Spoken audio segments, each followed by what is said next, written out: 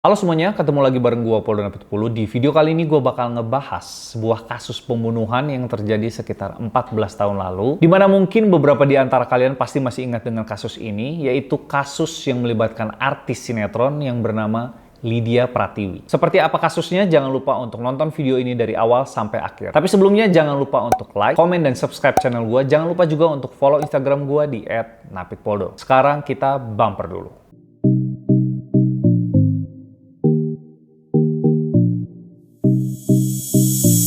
Kalau ngebahas kasus ini, kita harus flashback dulu ke tahun 2006. Dimana seperti yang kalian tahu, kalau tahun 2006 itu, atau mungkin kalian juga nggak tahu, tahun 2006 itu internet belum kayak sekarang. Semua berita atau informasi biasanya kita tahu dari TV atau dari media cetak. Di tahun 2006, hampir semua televisi membahas tentang kasus pembunuhan ini. Dimana ada seorang laki-laki yang meninggal karena dibunuh. Motif dari pembunuhan ini adalah karena ingin menguasai harta korban. Naik Gonggong Hutagalung merupakan lulusan arsitektur Universitas Trisakti angkatan 1992 sampai 1997. Karir Naik terbilang cukup cemerlang karena dia merupakan kontraktor tapi juga bintang iklan beberapa produk. Kalau diingat-ingat, kasus ini mirip banget dengan kasus pembunuhan yang terjadi di Kalibata City, yaitu kasus pembunuhan Rinaldi dengan pelaku Jumadil dan Laili Atik Supriyatin. Pada tanggal 27 April 2006 jam 11 pagi, tersangka Tony Yusuf berumur 43 tahun merencanakan pemerasan kepada korban Naik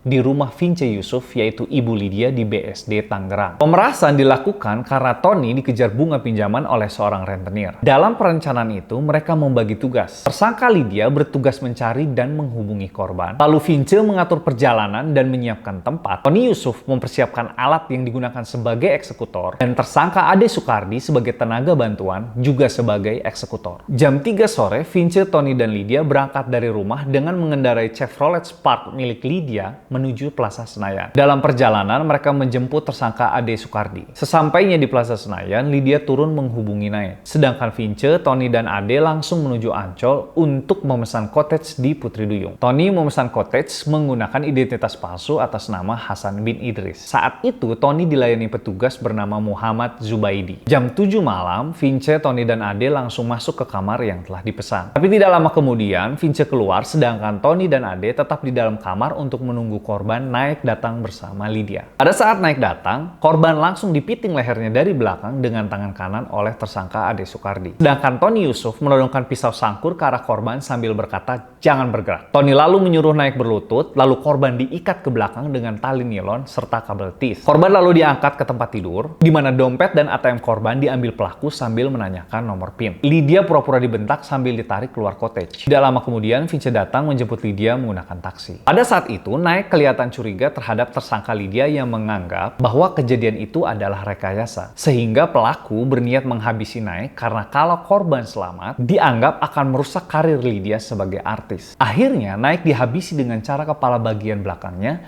ditusuk dengan besi pemecah es sebanyak 2 kali sehingga korban menjerit kesakitan. Ade Sukardi lalu menjerat leher korban dengan kabel tis hingga korban tewas. Pada pukul 1, tersangka Tony dan Ade lalu melarikan diri dengan menggunakan mobil Toyota Avanza milik Naik. Mereka kabur lewat tol Semanggi menuju Jalan Hos Cokro Aminoto, Jakarta Pusat. Mobil itu lalu ditinggalkan di pinggir jalan begitu saja. Tidak lama kemudian, Vince dan Lydia menjemput Tony dan Ade lalu diantar ke Hotel Mega Proklamasi untuk menginap. Kemudian Vince dan Lydia lalu pulang ke rumah mereka di BSD. Menurut keterangan para pelaku, mereka hanya menguras uang ATM milik korban sebesar 5 juta rupiah yang ternyata belakangan diketahui melalui keluarga Naik bahwa para pelaku menguras uang Naik sejumlah 40 juta dengan rincian yaitu hasil penarikan uang di ATM Mandiri sebesar 30 juta rupiah dan juga penarikan uang cash dengan menggunakan kartu kredit Citibank sebesar 10 juta rupiah. Awal terungkapnya kasus ini bermula dari kecurigaan keluarga karena Naik tidak kunjung pulang. Handphone Naik tidak bisa dihubungi. Keluarga curiga karena Naik tidak memiliki kebiasaan pulang larut malam tanpa pamit. Keluarga lalu melaporkan ke kepolisian. Polisi menelusuri dan menyarankan agar keluarga Naik memeriksa ke RSCM. Ketika keluarga ke RSCM RSCM, ternyata benar ada jenazah naik di RSCM. Lalu akhirnya pada tanggal 11 Mei 2006, para tersangka berhasil ditangkap rumahnya masing-masing pukul 5 pagi tanpa adanya perlawanan. Mereka dibawa ke Polres Jakarta Utara untuk penyelidikan. Buat kalian yang belum tahu, salah satu pelaku di dalam kasus ini adalah Lydia Pratiwi yang merupakan artis sinetron berumur 19 tahun, di mana saat itu karir Lydia sedang meroket. Karena kasus ini, Lydia Pratiwi divonis penjara selama 14 tahun dengan pasal berlapis, yaitu pasal 340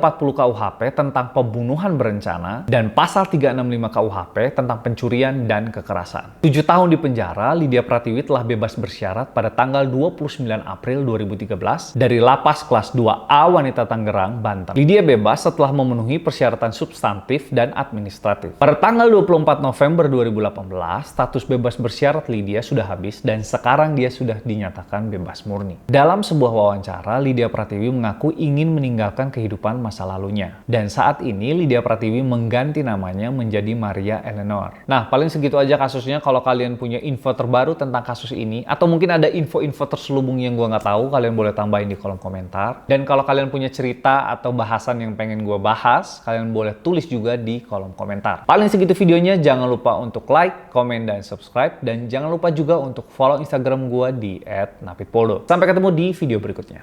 Dah.